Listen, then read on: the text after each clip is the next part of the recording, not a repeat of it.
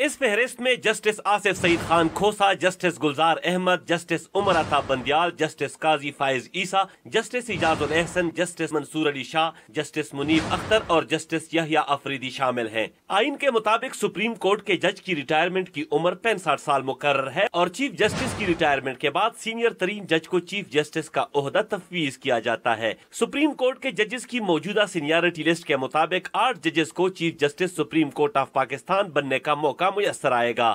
Supreme court کے دیگر 8 ججز صاحبان چیف جسٹس کے منصب پر پہنچنے سے قبل ہی ریٹائر ہو جائیں گے۔ 18 جنوری کو جسٹس آصف سعید خان کھوسا چیف جسٹس کا عہدہ سنبھالیں گے اور اسی سال 20 دسمبر کو ریٹائر ہو جائیں گے۔ ان کے بعد justice Gulzar Ahmed chief justice کا عہدہ سنبھال کر 1 فروری 2022 کو ریٹائر ہو جائیں گے۔ ان کے بعد 2 فروری کو justice Umar Ata Bandial chief justice کا عہدہ سنبھالیں گے اور 16 ستمبر 2023 کو ریٹائر ہو جائیں گے۔